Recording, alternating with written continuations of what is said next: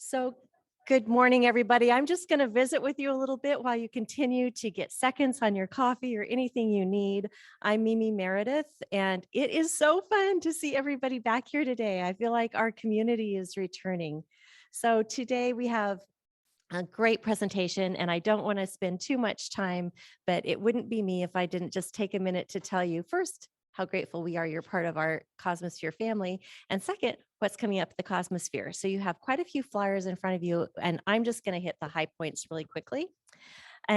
First of all, immediately following this, at 10 o'clock today, the Hutchinson Community Foundation, the Chamber of Commerce,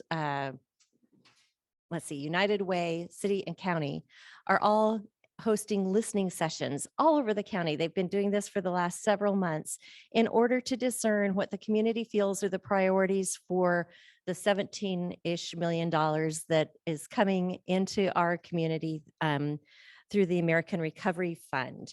So if you would like to participate in that, they would love to have you. And even if you have to walk in a little bit late, that's fine. It's just right upstairs in the Fee Family Classroom, which is to the left at the top of the stairs or as you get off the elevator.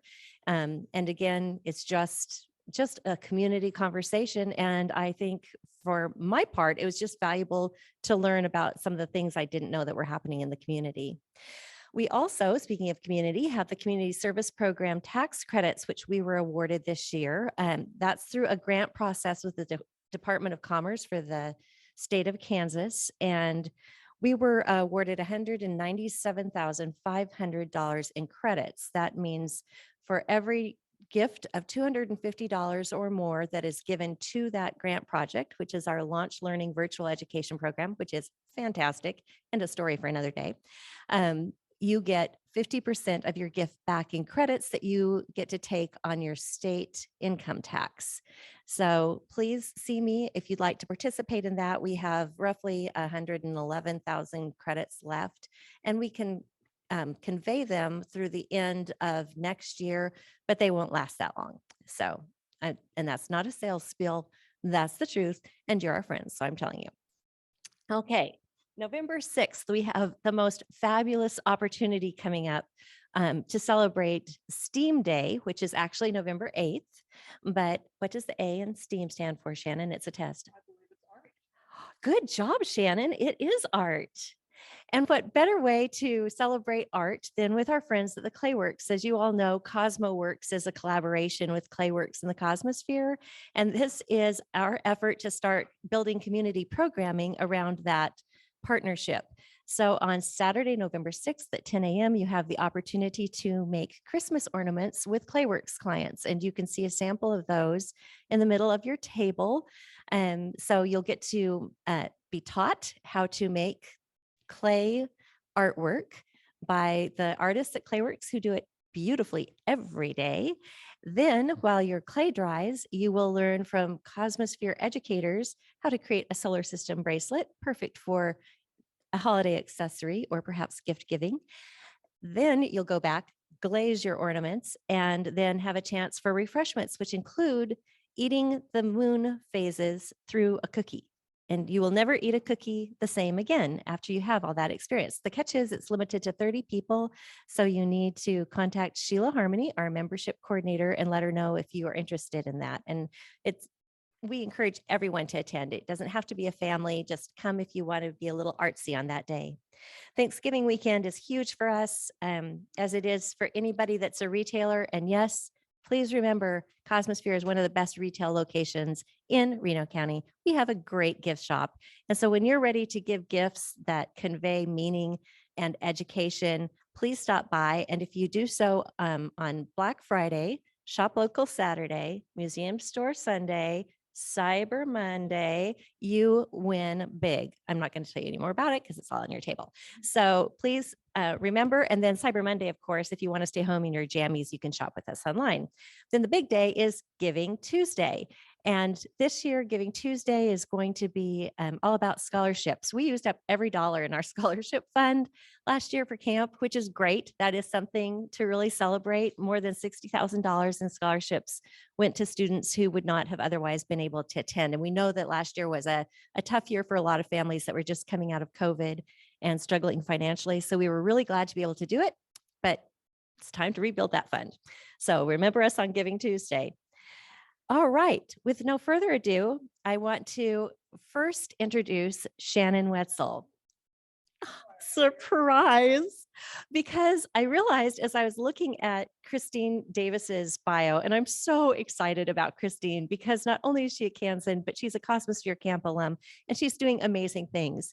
And we always introduce the speakers who are here visiting or who are here virtually. And then when it's time to introduce Shannon, we say, here's Shannon. Does, Mimi, I always say I don't need an introduction. right, wrong. So Shannon, tell me when you decided you wanted to be a curator. In college, I had taken a lot of history classes and didn't know what I wanted to do. So that was how I was going to graduate the fastest. And then I didn't want to be a teacher. So, and the head of the history department was also head of the museum. So he got me started in the museum. Thank you, Dr. Sheets. That's awesome. John Sheets. So what part of it did you like the best? Creating order out of chaos. Awesome. You can take a large collection and create order and catalog it, and then you always know where it is. I'm not fun to live with. But she does that very well. Shannon is a tiny bit scary, actually. Don't mess with her order.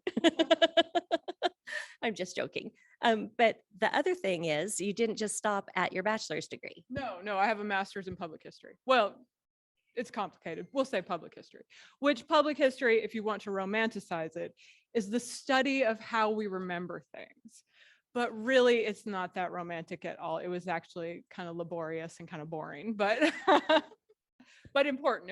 You learn important things. It's just not always as pretty as I make it sound. Well, but it is pretty when it's done the way you do it at the Cosmosphere. I think so. And keeping those public stories is really, it's all of our job, but it is your vocation. Mm-hmm. So thank you for being part of the Cosmosphere. Oh, well, and we're sorry we don't celebrate you more often. We need to have a National Museum Curators Day. I'm sure there is. Right? And then also a wonderful Kansan, and joining us today is Kristine Davis.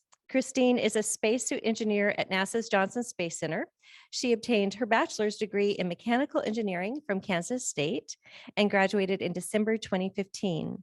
Since starting full-time with NASA in March of 2016, Kristine has been working on the team developing the Exploration Extravehicular Mobility Unit. That's exploration is the reason there's an X in front of the EMU.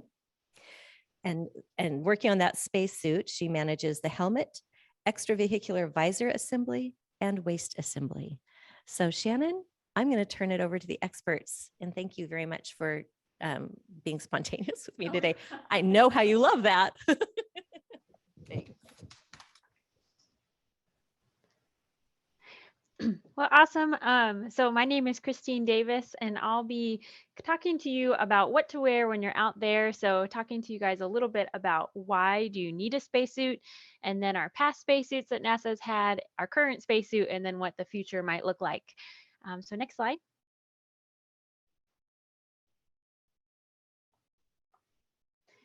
So like she said in the introduction, my name is Kristine Davis. I started full-time at Johnson Space Center in 2016, and I was hired through the NASA's Pathways Intern Program. So that's a great program where you do internships and rotations at Johnson Space Center, kind of figuring out where you want to work exactly. Originally, I'm from Galva, Kansas, so that's about 45 minutes away from Hutchinson, next to McPherson, Kansas, and I graduated from Kansas State University with a bachelor's in mechanical engineering. And there's a picture of me. So I got to be the test subject that demonstrated the suit back in October 2019 at headquarters. So I have some of those shots in the slideshow as well. So next slide. I am a Space Camp alumni. I went to 3 levels, and the 3rd level took me to Johnson Space Center. There's a photo of me getting to visit the Apollo Mission Control Room. That really inspired me to want to pursue engineering and work for NASA one day. So it was a great catalyst to kind of keep me inspired and keep me going towards the path of engineering. So next slide. So you want to build a spacesuit. So the first two things you need to know are where are you going and what will you do when you get there. And that really drives the architecture of what we put into a spacesuit. Spacesuit design is definitely a lot of decisions and what capabilities you could have, what how heavy the suit will be, how long you could go do your EVA. So here are two pictures of, let's say, these foreign planets. In one planet, you're going to a beach environment where you need to build habitats out of the sand there on that planet, and they have water environment. So you can think about, okay, if we're going to go to a beach environment, you're going to want something that keeps out sand. You're probably going to want something that keeps you cool because it looks a little warm there. Something that's water repellent. It looks like you're going to have some sort of gravity environment to deal with. So you want to be able to walk. You're going to want to be able to kneel, to be able to use tools like a bucket and a shovel to be able to build your habitat environment. So then think about, okay, we're going to another planet where you need to build a habitat, but out of some icy snow. So some of those same capabilities you'd keep. So you still want to be able to walk, you still want to be able to use tools, but now we don't have a heat to deal with, but we have a colder environment. So we got to deal with the cold. Still want to have a suit that's water repellent, but sand mitigation is probably not as important. So these are just two examples of whenever we're thinking about spacesuits, we really consider the mission that the spacesuit's going to be going on, and that really determines how we build the suit. So next slide. So spacesuits are really human-sized spacecrafts. So they have to have everything to keep you alive for those 4 to 8 hours that you're out doing a spacewalk. So everything that we need in our spacecraft, you can see there a picture of the International Space Station where we have astronauts living and working every day. We need to miniaturize all of that and have it be human form and keep you alive, again, when you go out and do that spacewalk. So next slide. So why do you need a spacesuit? Why can't we just open the door and go outside? So outside in the vacuum of space, there's a lot of different hazards that we have to protect against in our spacesuit. So you have temperature extremes. It can get really, really cold and really, really hot. So we have to protect against those. Pressure. Our human body needs to have pressure on it to be able to survive. For example, the lungs and the diaphragm work on a differential pressure. So you can't expand your lungs and breathe in and then breathe out without having some air pressure around you. This, like our skin itself, needs to have pressure on it. So we need to have something that provides pressure for us. Along with that pressure, we need oxygen. Oxygen's a big deal. We need to be able to breathe oxygen to be able to survive. There's also things called micrometeoroids, especially when you're on the International Space Station and microgravity, things traveling in orbit around the Earth. It has a lot of velocity to it. So you really need to be able to protect against if you got hit by any material. And then there's also one more, there's radiation as well. So we're protecting against all those things. So I'll talk about each hazard in a little bit more detail and then how we protect against that with our spacesuit. So next slide. So first is protection from extreme temperatures. So objects outside the International Space Station or the ISS range from negative 250 degrees Fahrenheit to positive 250 degrees Fahrenheit. So this really depends on if you're in a sun pass or if you're in the shade. So I think it's every 90 minutes the sun rises and sets on the International Space Station. So we have to plan for that during an 8-hour EVA. And there's two ways to transfer heat in space. There's conduction, which is two objects touching, and radiation, which is heat waves coming from the sun that get absorbed. So on the space station, where you're in microgravity environment and you're floating, the astronauts use their hands to really do everything on their spacewalk. They're using their hands to walk around the space station on handrails. They're using their hands to then work at work sites. So we want to make sure that anything that they touch, their suit is protecting them against those extreme temperatures. So the way that we do that is we keep the outside temperatures out by having multi-layer insulation or MLI. So we have lots of layers of fabric that help to limit conduction. And that's also why our spacesuits are white. So that outer layer is called orthofabric. It's white so that way it reflects away all the heat and it doesn't absorb it. And then you can see the layer underneath that is that silvery, it's like metallic layer. It's called aluminized mylar, and that helps again just insulate the suit and protect it from those extreme temperatures. So next slide.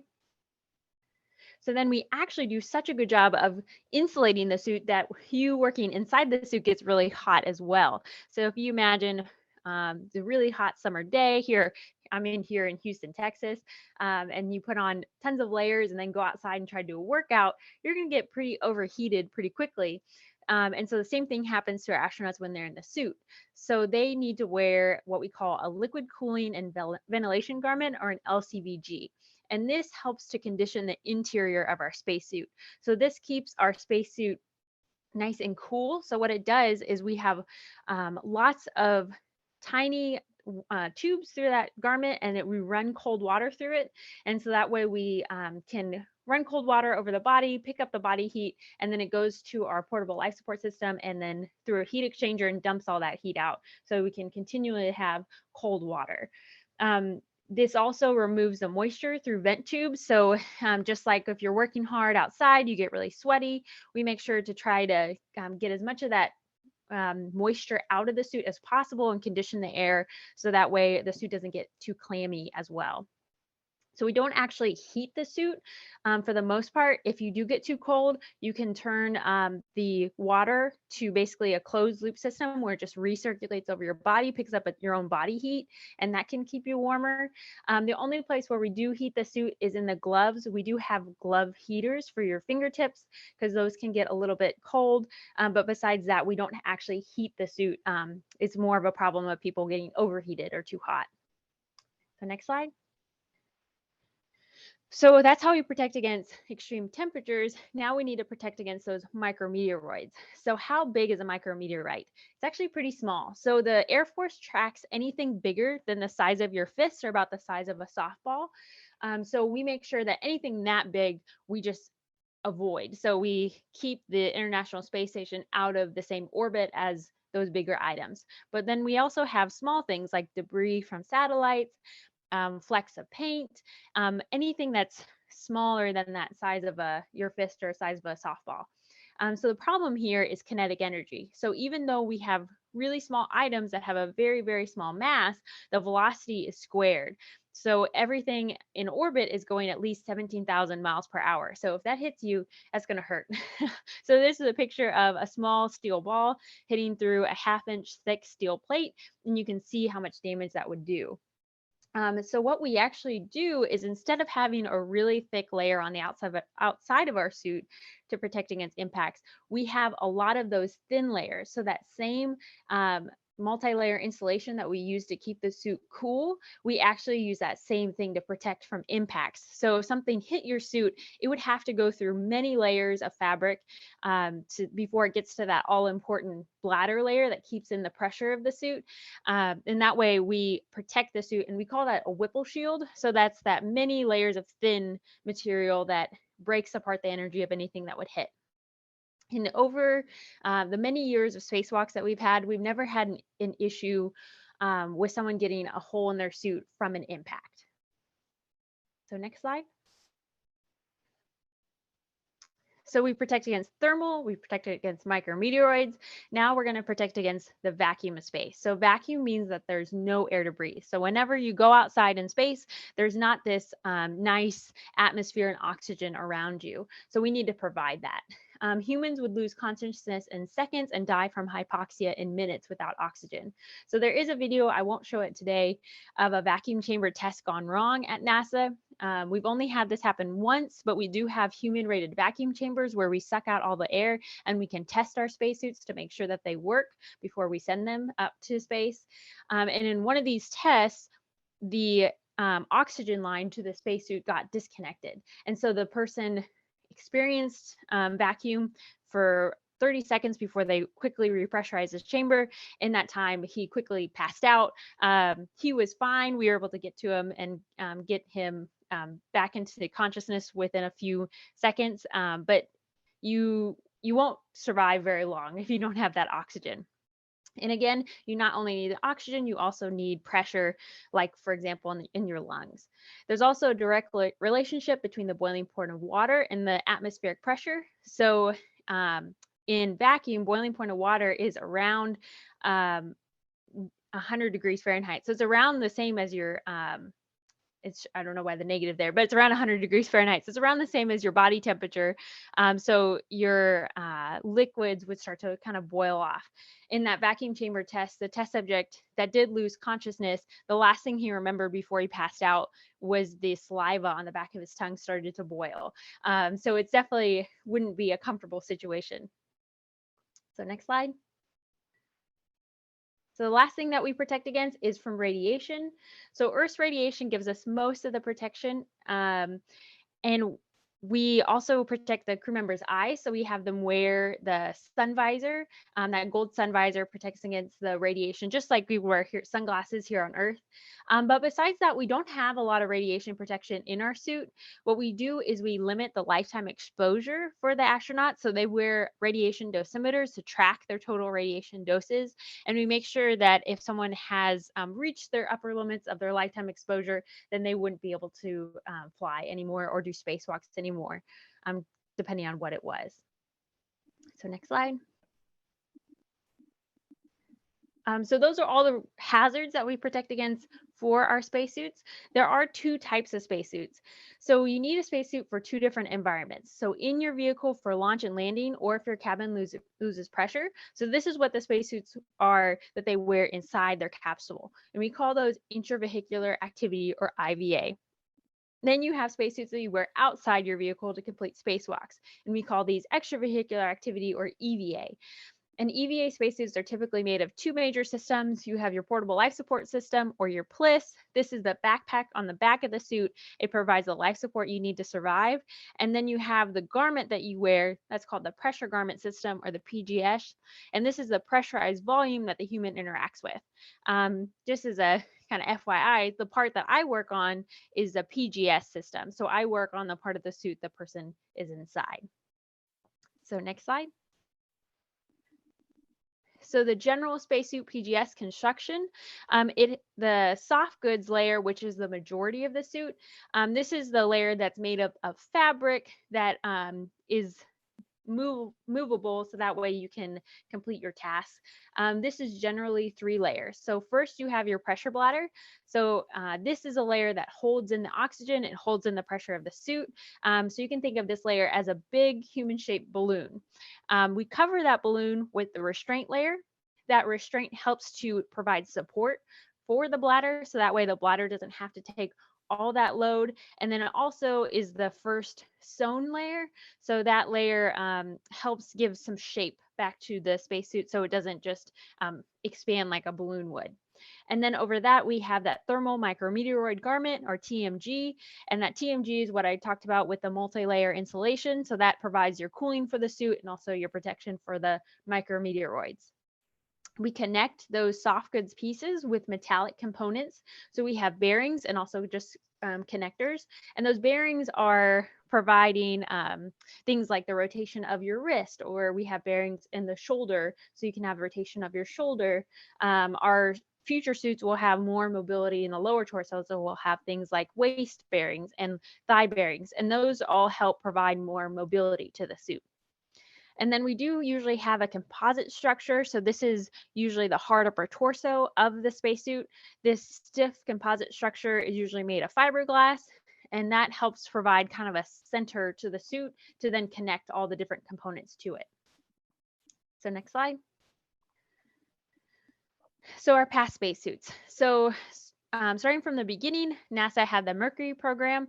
These suits were based off of Army and Air Force high altitude pilot suits, and the vehicle supplied the life support system. So in Mercury, these were just for in the vehicle. They did not go out and do spacewalks. In Gemini, they took a next iteration of those spacesuits, and they went out and they did spacewalks in those suits. In Apollo, that's really where we developed a new suit where it had more mobility than the previous suits. And Mercury and Gemini, these suits were really, again, based off these Army and Air Force high altitude pilot suits. So when they were pressurized, they took a seated position. You can really see it in that middle picture of the Gemini, the bottom picture, how he almost looks like his legs are bent and his arms are bent, like you would be seated in a cockpit. And that's because that's what those suits were designed to do. So the fabric was patterned and biased to have this kind of stiff seated position, so they weren't very mobile.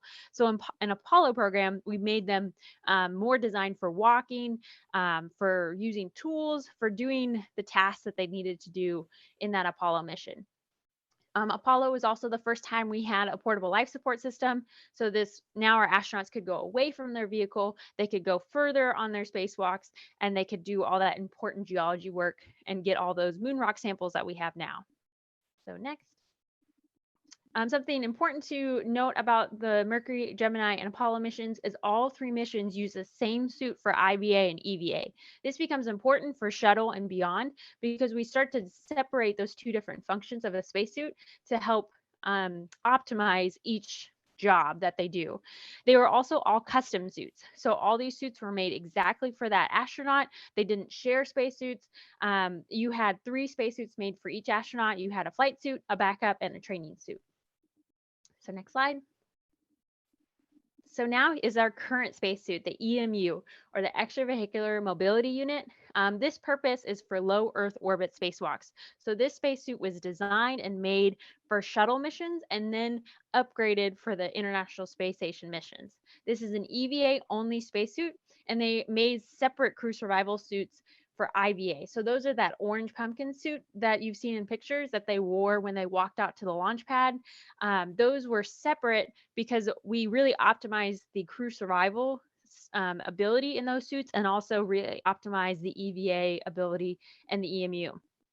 These were originally designed in 1979 and they're upgraded in 2002. So these suits have been working for us for a long time. We're still using them in 2021. They're made for movement in microgravity. So they have a lot of upper body mobility, very little, almost no lower body mobility. So you have all the bearings, all the patterning, all the engineering is really focused on that, being able to move your arms around in space. This is a modular design, so we have small, medium, large, extra large of different components that are mixed and matched. So that way we can fit a larger crew population and we can reuse that hardware. The gloves are probably the most custom part of the suit. While we have usually 4 or 5 sizes of all the other components, we have over 100 pairs of gloves. Again, because your hands are so important when you're in microgravity. So we make sure we can fit the gloves as best as possible. Next. This does utilize a portable life support system. We operate the suit at 4.3 psi, so it's a lower pressure than what we have here on Earth, which is 14.7. But we do use 100% oxygen since we're at that lower pressure. The next slide. So the future, xEMU. So the xEMU right now is being developed for EVAs on the lunar surface during the Artemis missions. So again, we're keeping along the where the shuttle started to make suits for EVA and IVA. We're doing the same thing for our future suits. So the xEMU would just be for EVA, and then we have the Orion crew survival suit that's being developed just for IVA. There's new technologies in that pressure garment. So we're focusing on having more mobility. So we want our upper body and our lower body to now complete geology tasks. So when you look at videos, for example, of the Apollo missions, the crew members didn't have a lot of lower body mobility. They did a kind of bunny hop as they went around the lunar surface. This is partially because of the gravity. It's only a sixth of the gravity here on Earth, but it's also because they really couldn't really bend their legs very easily. Now we're going to have more bearings in the lower body, so you're going to be able to do things like squat and lunge and get down on your hands and knees and kind of get at the surface of the lunar environment, so that way you can get all those rock samples as best as possible.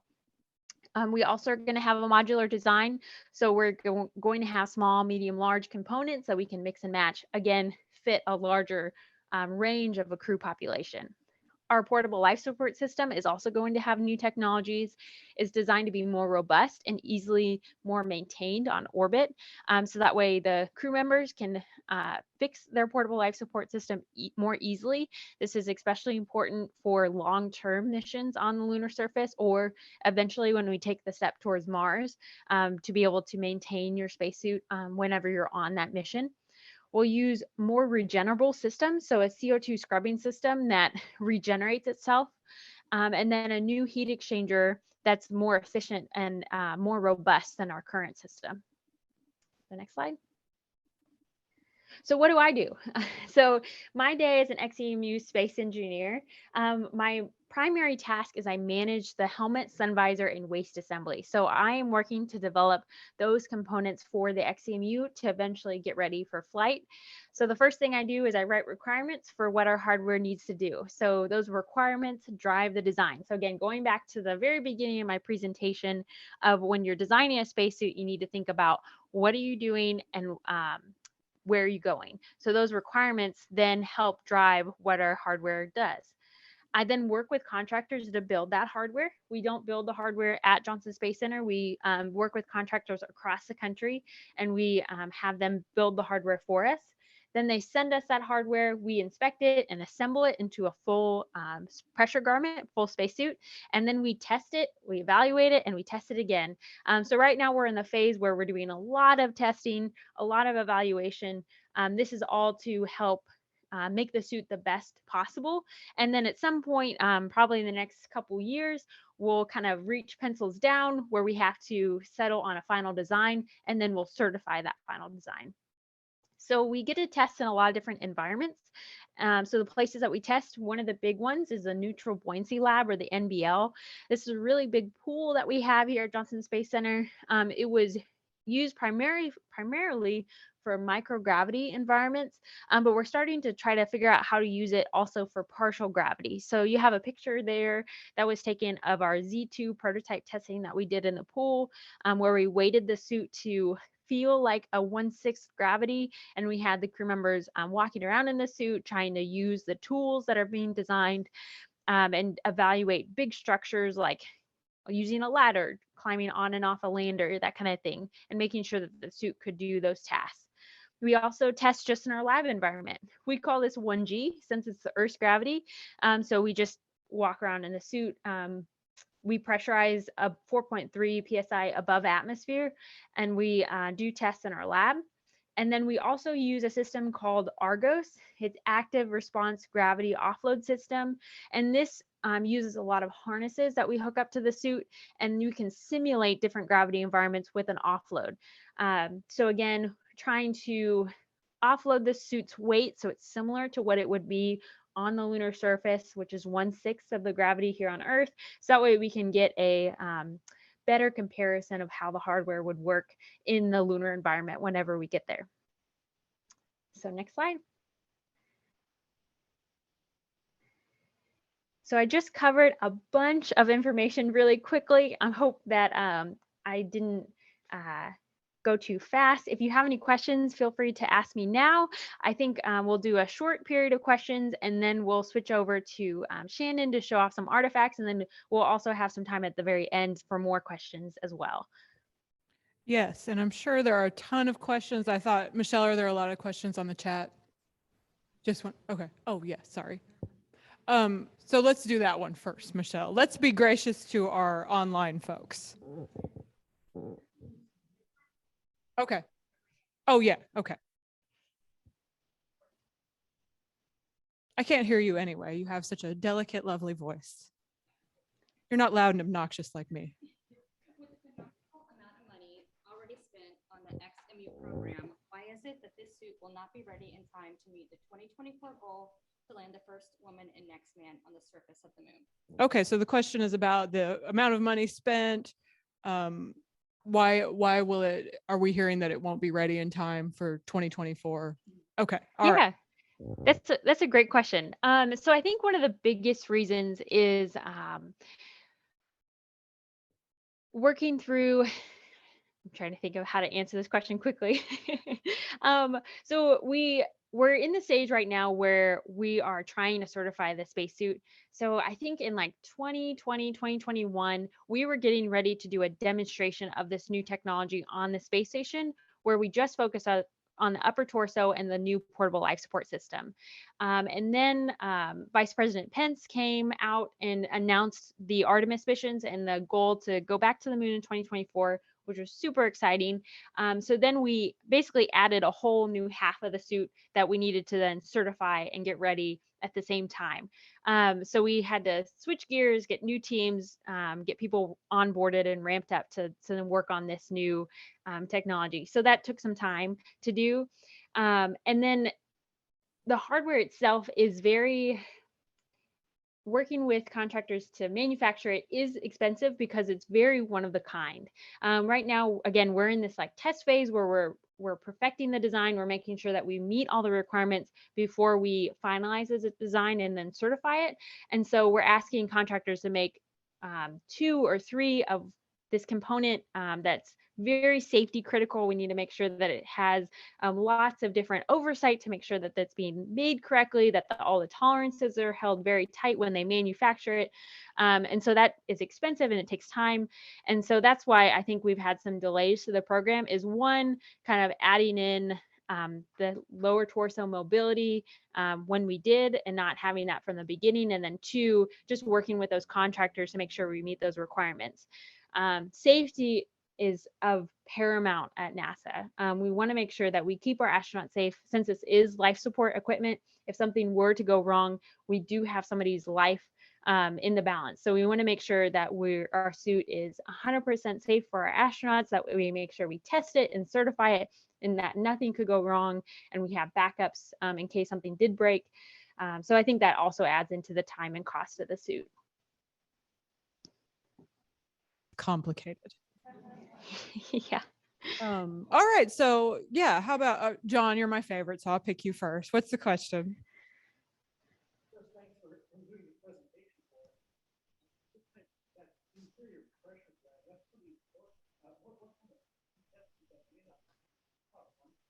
First, John was very polite and thanked you for doing this, and I thank you as well. The question was about the interior bladder.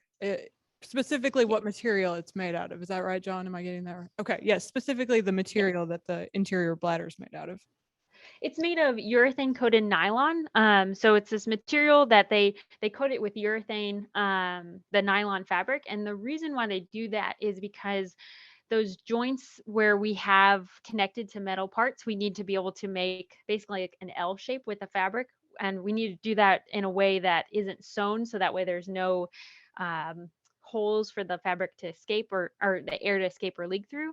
And we do that through a process called RF, or radio frequency welding. And so that urethane is able to be welded. And so that way we can have the material make that nice L shape and then connect to a metal bearing. Okay. All right.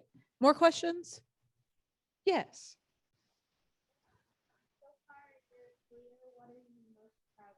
Oh, that's a good one. Okay. So far in your career, what are you most proud of? Oh, that is a good question. Probably the thing I'm most proud of is I got to lead an NBL test series. So our testing in the neutral buoyancy lab, I organized one of those test series. So as a test lead, I had to get all the safety paperwork. I had to write the test plan, work with schedulers to get the astronauts scheduled, work with operations to make sure that we could do the test plan that we had. And so it was a lot of moving parts, and then to actually complete the test, then run the test, get that feedback from the crew members, and then feed that back into our suit design. It was a lot of fun, and I enjoyed that quite a bit. All right. Oh, yes, sir. We were working on the helmet. We didn't talk much about it. What did we know about the helmet? Oh, okay. The question was, you're working on the helmet, but you didn't speak too much about it. So what should we know about the helmet? So some things to know about the helmet is it's dome shape for the xEMU. Previously for the EMU, so our current spacesuit and past spacesuits, it's been more of a fishbowl. So you kind of put it over your head. The dome shape, the reason why we have it is because our suit is now rear entry. So instead of coming up from underneath the suit and having it break in the middle, we come in from the back. This allows some of our shoulder mobility because we can have the shoulders closer together when we do that. And so this dome shaped helmet is made of polycarbonate. It's a formed helmet, and we have two layers of it actually. So you have your pressure layer of polycarbonate, so that holds in all your pressure, and then we put a second layer over top of that, another dome, and this is our protective visor. And so that way, if you ever were to fall on the lunar surface, if you damage your protective visor, you're still protected and you wouldn't lose pressure in your suit. Michelle, did we have one from the chat? No. Okay. Sorry. I thought I saw something come through. I'm just showing my lack of Zoom skills. Yes, sir.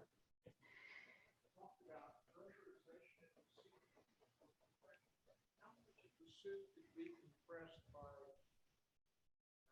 tight material like the extremities and the legs and the arms, but yet the body, the lungs that have to go up and down is compressed by actually pounds of oxygen. And the other half of the question is there a link between deep sea diving suits and space suits? Or are we beyond that?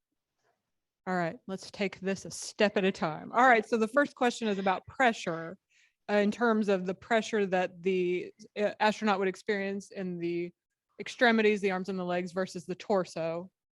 Mhm. By material compression.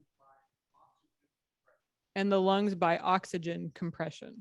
Oh, so our spacesuits that we use right now, so the current technology and what the xEMU is going to be based off of is more of a pressure volume spacesuit where you're in this large balloon with the pressure bladder surrounded by air pressure at 4.3 psi. So the pressure that you experience at your extremities is the same as what you would get at your core. So we use air pressure around the subject to provide that pressure on your skin, pressure to your extremities. There's another technology in spacesuits called mechanical counterpressure. And this technology is instead of having air pressure around you, you have a skin tight suit that provides mechanical pressure on your arms and legs. And then you would have some kind of interface where you go between like this airtight compression garments on your skin to you can't do that for your lungs obviously because you need your chest to expand, so some kind of gas pressurized system for your lungs and then your head. If you see pictures of the MIT suit that they've worked on, Dana, I forget her last name. She's worked on a similar technology where you see this like skin tight spacesuit with a helmet bubble. So this suit, you still would want to provide adequate pressure to your skin. I think they're looking at applying like at least 4 pounds of pressure to your skin. And then you would need to apply the same then to your chest to be able to function. This is a new technology. It has a lot of potential because it could provide a lot more mobility than having these layers and layers of material. But we haven't been able to test yet a full prototype. So we've been able to do like short sections, so like a glove or an arm or maybe even a leg, but we haven't done a full suit yet where it provides all the pressure. And a lot of what's holding that behind is just the material technology. Having a material that's both flexible enough for you to be able to put on, but then provide that pressure. So we're looking at material technologies like smart materials where you provide like it's loose when you put it on, but then you provide like an electrical current and that then tightens it up and provides that pressure.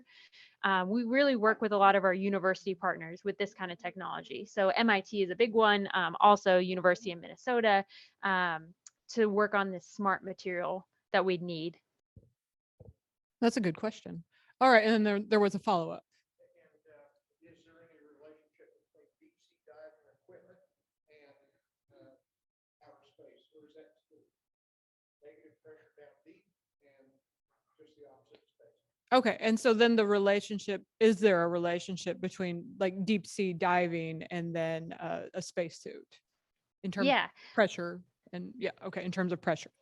Yes. Yes. So that's something that we definitely look at is what deep sea diving technologies are out there, and we have partners in those industry where we kind of watch what they've been working on. Deep sea diving is a little different in terms of what kind of mobility you would need, and things like weighting the suit down is a lot less important. So they can use things like there's deep sea diving suits, for example, where they're basically like a steel tank, and then they have remote kind of arms that they operate. Um, if you look at some of our spacesuits that have been in prototypes, there's things like the AX5, and that suit was completely hard and was all bearings. It had no soft goods, and had just these composite structures that then looked a lot more like a deep sea diving suit. But the big problem with those suits is just they're very heavy. So our suit already is heavy on the heavy side, and then you'd add probably another 50 to 100 pounds, and then it becomes a lot harder to move just because of that weight. So that's one of the problems with using some of the deep sea diving technologies.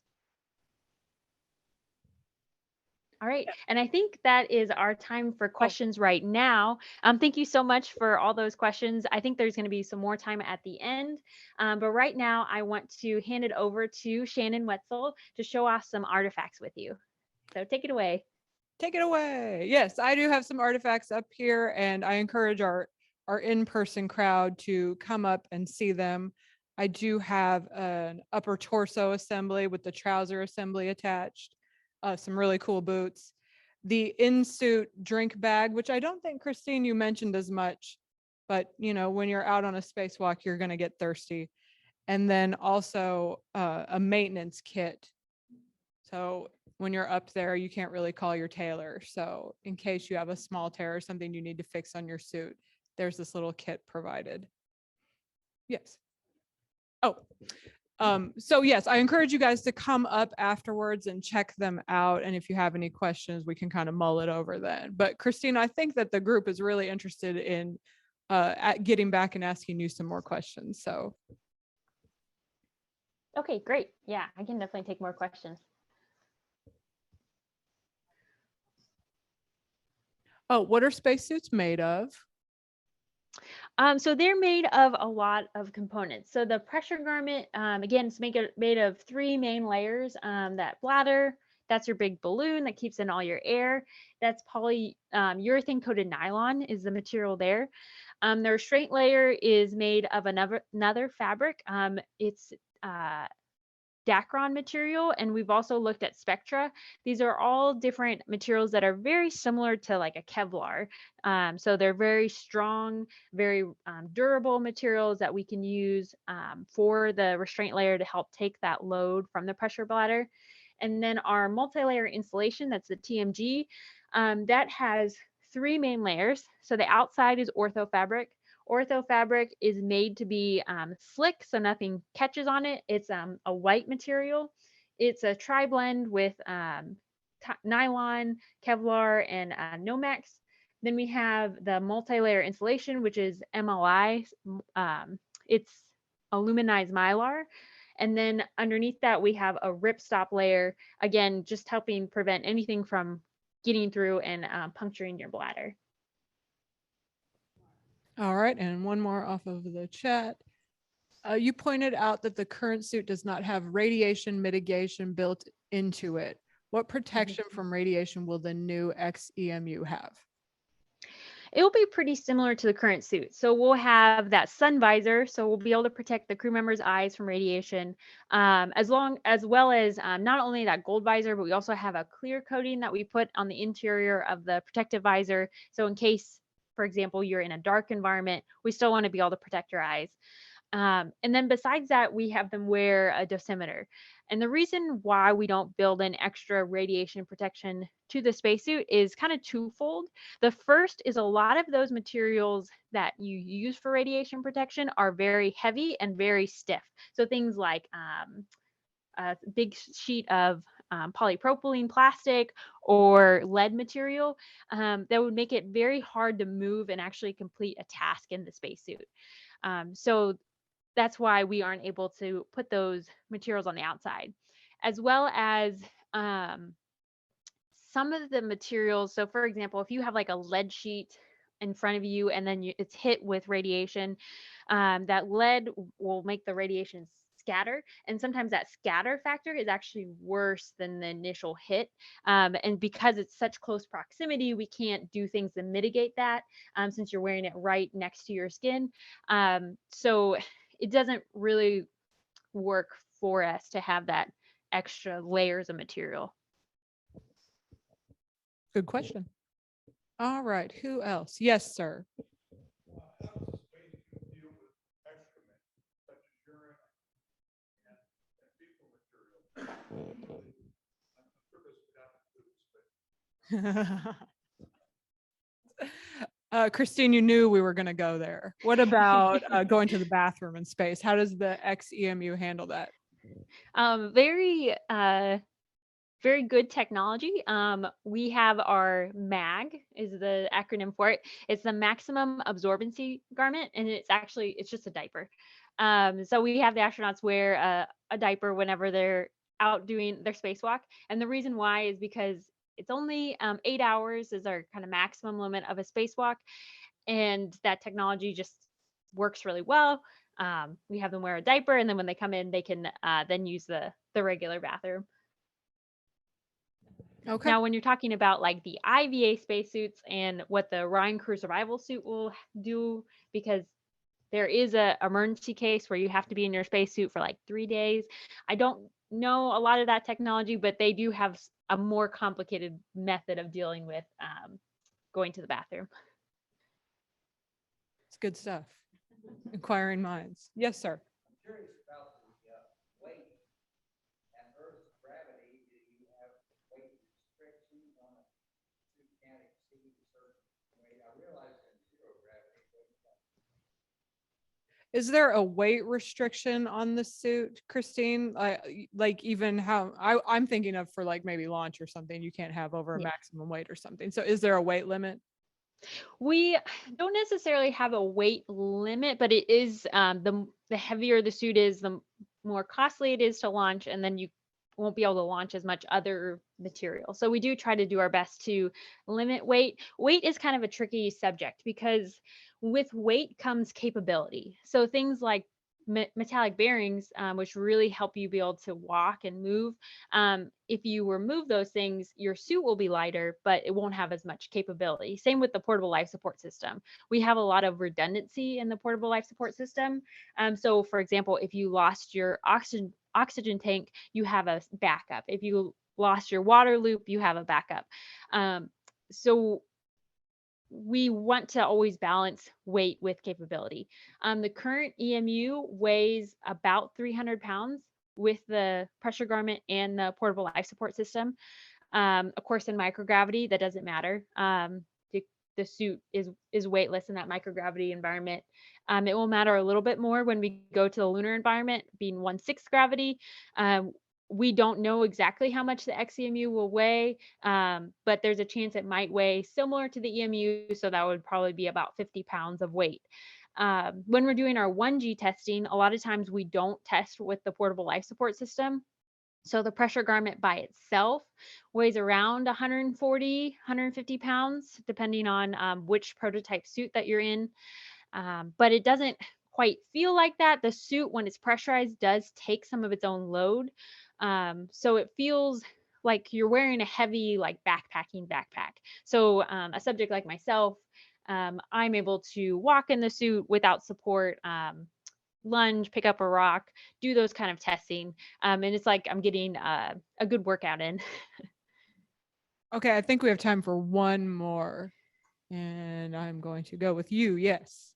Can you speak to a woman in your field and give any advice to young people who answer those? All right. The first question, the first part of that is speaking about being a woman in your field. And then also any advice you have for young people who are interested in getting into similar fields. Okay. Yeah, definitely. NASA in general, I think, does a great job of recognizing diversity and inclusion and how important it is to have a diverse field of applicants and people that work at NASA from coming from different backgrounds, from different ethnicities, from different places around the country. So I definitely have the privilege to work with a lot of great coworkers that are from all different fields and backgrounds.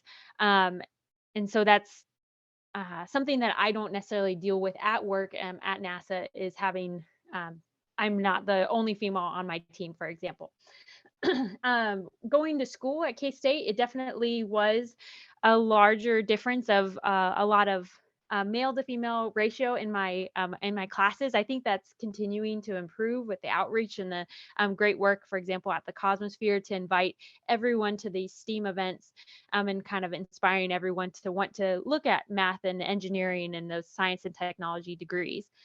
So some advice that I have for future people looking to pursue fields in STEM is first really figure out what you want to do, figure out what you like. So for me, it was I really loved what NASA did. I really was inspired by specifically like the human mission. So sending people to explore, going to the International Space Station, going back to the moon, and hopefully going to Mars one day. So that's really where I wanted to head to.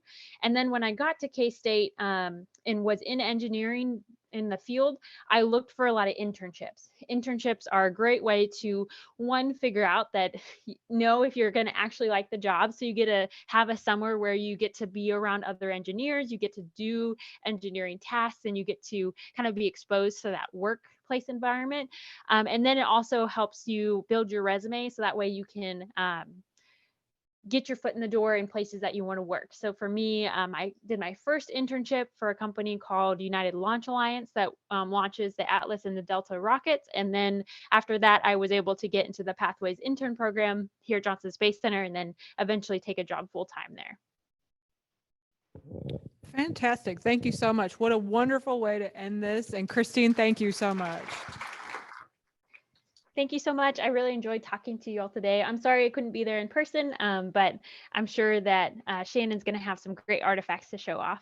Thank you so much. Yes. And I do ask, absolutely come up, check out the artifacts. Please leave your coffee or your food at your table. We just try to preserve the artifacts for many, many, many generations. And then also I just want to remind everybody about the next coffee at the Cosmo, Mysteries and Marvels of Black Holes, Thursday, January 20th. And then as Mimi mentioned, the Reno County residents who are here, you are invited to participate in the ARPA discussion starting at 10. That's the American Rescue Plan Act dollars and how they're going to be spent in our community. That is in the Fee or the Neal classroom. I think it's in both. There are several staff members here. You grab someone if you don't know how to get there and we will point you in the right direction. So, all right. Well, feel free to come up, enjoy yourself. Yes, a question, I'm sorry. No. Yes, no, right. January is the next one. Yes, ma'am. And then next year it'll start being every other month. So, and there's a schedule on the table and you tell everyone at the table you have dibs. No, I'm kidding. We can get you another one. All right. Thanks so much. Check out the artifacts. We'll see you guys in January.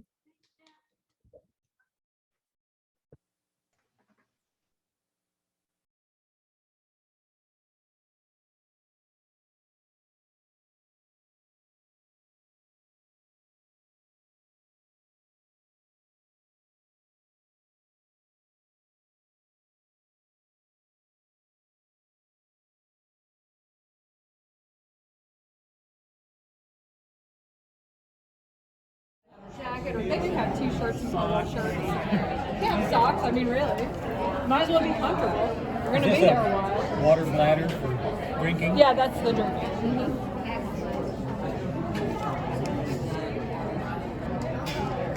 How long would it take to suit up to go